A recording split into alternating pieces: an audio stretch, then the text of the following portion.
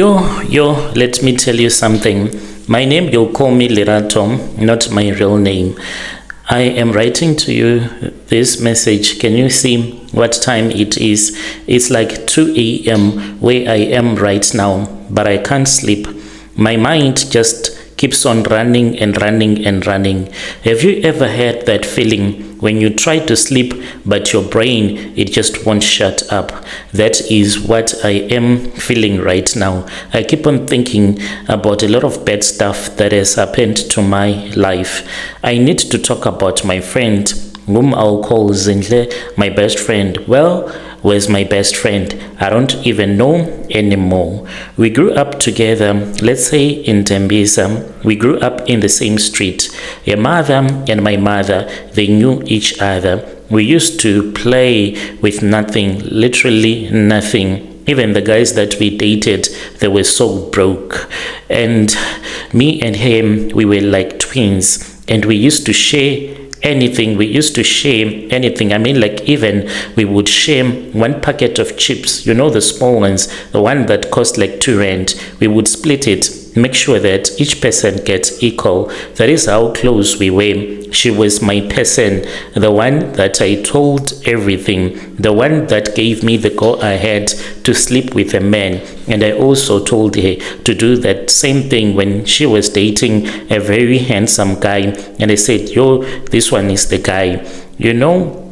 I loved her quite a lot. And what surprises me right now is that I am supposed to be happy for him. I am supposed to help her plan in each and every little thing that she is doing. I am supposed to hold her dress, make a speech at the reception about how much I love her and how much she deserves this wedding. But here is the thing. I am not happy. I'm not happy at all. I am angry. I am so angry, so much that I feel like my chest is about to explode.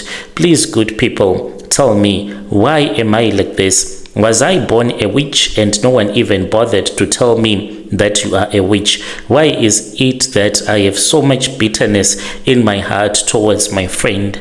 I have watched other people fight with their friends, and I will be like, me, never. I will never backstab Zinhle. Under no circumstances will I ever do that to my best friend. I will never betray him. But here I am thinking about betraying my best friend. You want to know why? Because that man that she is going to be marrying, that man was mine first. Before you pull out your knives so that you can stab me like the way that I am stabbing Zinhle, let me take you back a bit.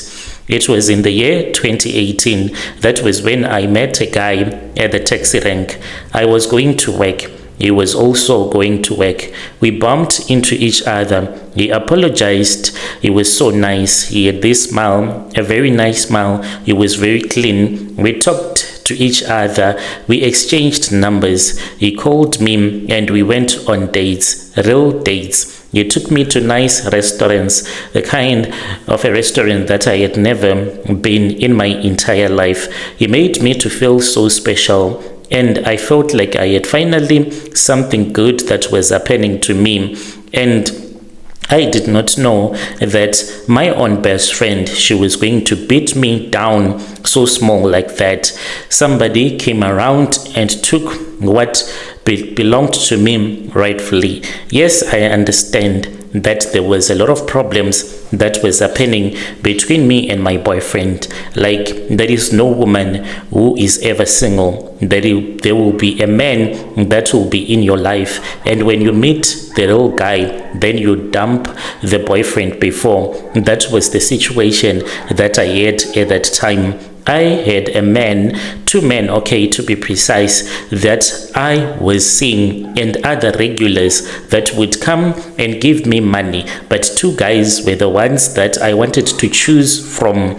And I was confused about them because they earned a salary that was not far apart from each other. They had cars and they were not yet married. They just had baby mamas. So I was still thinking when Zibo, not his real name, came around and he swept me off my feet. And he later found out and he thought that I was a prostitute.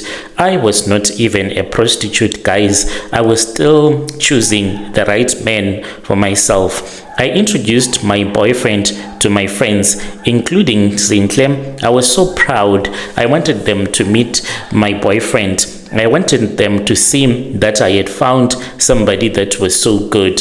Stupid, stupid, stupid, stupid, stupid. I remember that day. It was my birthday. I'll say that it was in 2019.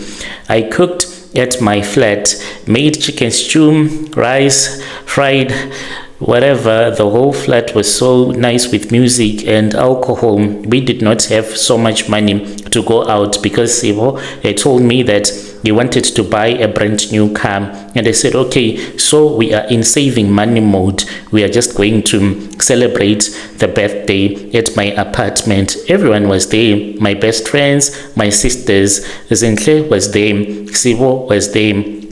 I was in the kitchen most of the time. I love cooking, by the way, serving, and I was just trying to be nice to everyone. I was trying to be a nice hostess. I did not notice them talking too much. The other thing is that I'm someone that has a phobia. I'm scared of socializing too much. Even Zintle, she knows this. When there are a lot of people, even if they are family, I am always in the kitchen. I hate being around people. So I was cooking in the kitchen, just avoiding socializing with my own people. I did not even notice Zintle, my best friend, touching my boyfriend's arm. I did not even notice that this was what they were busy doing. I was busy, happy, thinking that everything was just perfect. 3 weeks later, he called me and he said, love. And I said, yes, what is it? He told me that we were supposed to talk at the mall, not my place. The mall, I was so surprised. This was my boyfriend. He had a car and he wanted me to meet him at the mall. I thought that maybe he wanted to buy me something, but I just knew that something was wrong. Women, we know, we have that thing, that feeling. I went anyway. I actually wore my nice dress. I still remember that dress. It was a blue one when I received my heartbreak, hoping that maybe he was going to propose or something stupid. I know. He told me that he had met someone else. He said that he was sorry. He did not plan it. It had just happened. I asked who it was. Then he looked down at the floor. He said that it was Zintle. I did not cry there. I did not know how, but I just did not cry. Maybe it was because there were a lot of people at the mall, and I did not want people to start looking at me as I was crying. All that I did, honestly, was that I stood up. When I stood up, I felt dizzy. I nearly fell down. I had to stand a little while because I felt as if the whole mall, it was going round and round.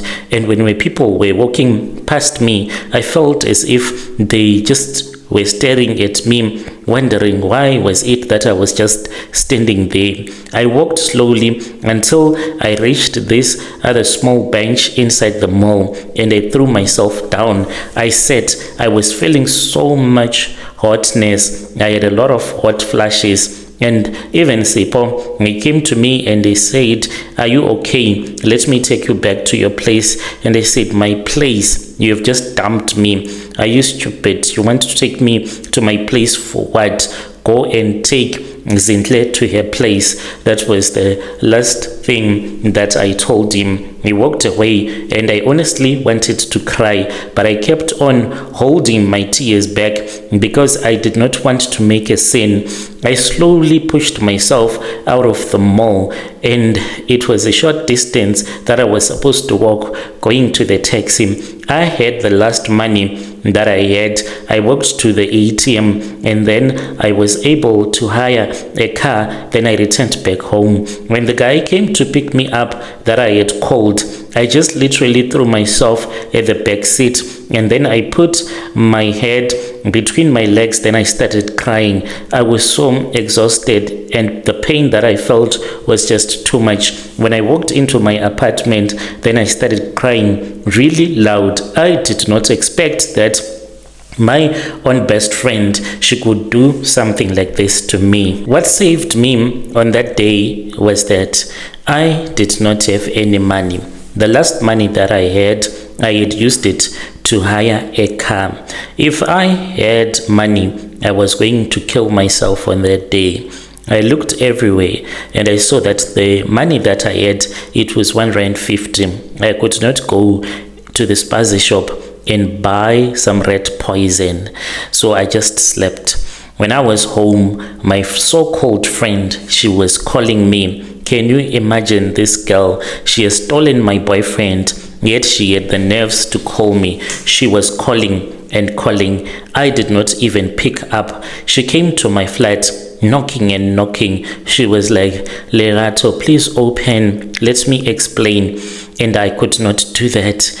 And then I called her and she came back. By then, I just wanted to tell her that if I die, she was supposed to tell my parents what she had done to me. When she came back, she knocked. I opened and she came in crying, and she said that she did not mean to. She said that they had fallen in love. She said she had tried to stop it but could not.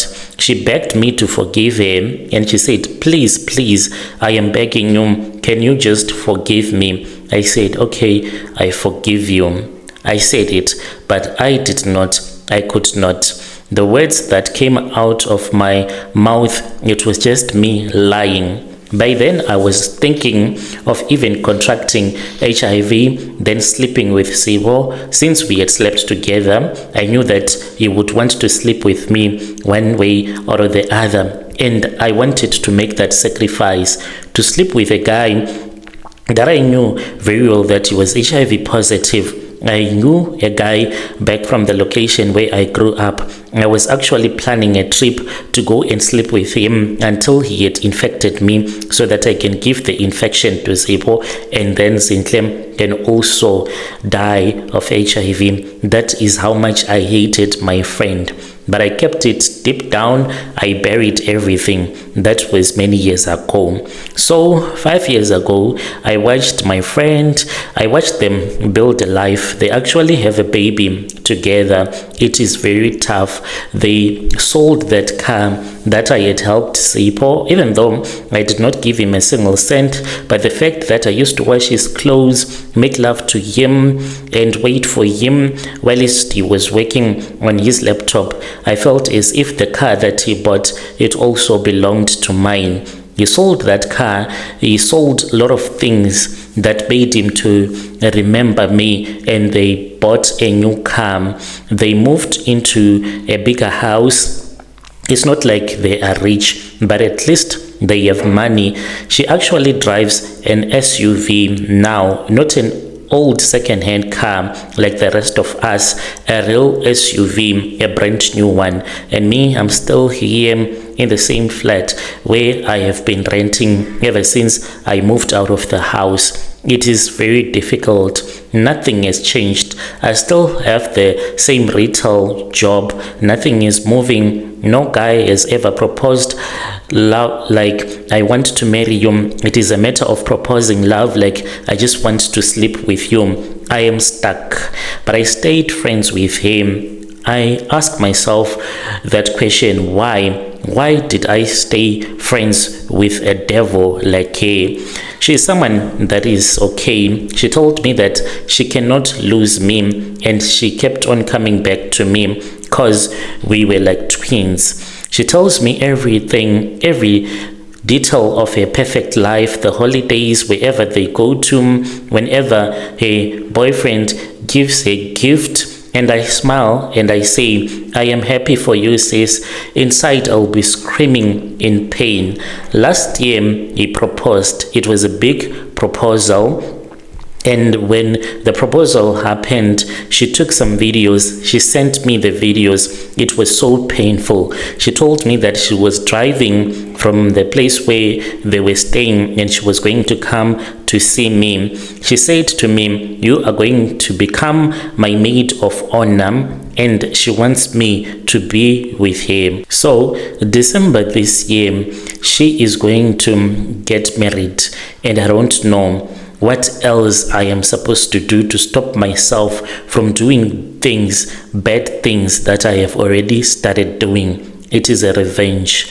So last month, I told everyone that I was going to church. I even told Zinhle that I was going to pray for her wedding, but I had been investigating. There is a Sangoma that I have gone to. This Sangoma has given me some things that I am supposed to use in a ritual that will make Zinhle hate the day that this man ever came into her life. This woman who assisted me with another male Sangoma, they gave me some charms that I have to rub on my breast each and every night. And when I go to sleep, I see a man that I can say, I think it is a Tokoloshi. This man that I see, it comes, then it sleeps on top of me, licking my breast. And when I wake up, I can feel like a sensation that there is someone that has been touching me. These two Sangomas, they told me that in order for bad things to happen to my best friend, I am supposed to see that thing that comes into my dreams and make love to me, and this will give it the power to destroy my friend's relationship. There are other things that I have gone to live inside of my friend's house. These things I can't tell you, because if I do that, I'll be breaking their covenant. This is what I did, Brother Nashi. There was a time when she had gone to visit her mom, because her mom comes from another province and her dad from another province, and they divorced a very long time ago. So her mom was sick and she had been taken to the rural areas, and then she had to go there. When she went there with her husband, she told me that she was going to stay there maybe for 2 or 3 weeks. She gave me keys to her house. I went there when she was not around, and then I took those things that I told you. I can't talk much about it, but this is what I did. She had this other cream. It is a Nivea, the one with the blue tin, and I put it in there. I mixed the powders and I put it there, and I mixed with the Nivea cream. And each and every time when she puts it on her face, ever since she started using it, then it means that her husband, as time goes on, is going to be the worst cheating husband she could have ever gotten married to, such that she will hate him for the rest of her life. And as for her bed, I have done things that if she could have caught me in the act, she was going to be surprised. After the Nivea, I then went and I climbed onto the bed. I slept there. I was totally naked. I took some of the powder and I rubbed them all over my body, and I started playing with my fingers down there until I had climaxed. In between the sheets, there is something that I placed in there. The Sangomas said that it does not matter if she sweeps it away later on. That is all that matters. So they are supposed to be getting married this year in December, and I have already prepared for their downfall. As for Sipho, I don't know if I will ever take him back in my life, considering the fact that he has hurt me in the most painful way, but I do not want him to be happy with my friend. This is my confession. Call me a witch, see if I care. Dear listeners, right there was a message that was sent to me by one of our dear sister. Let us talk with him in the comment section. Strange things indeed, they do happen in this world. Let us meet again in the following episode. I'll be back with another episode very soon.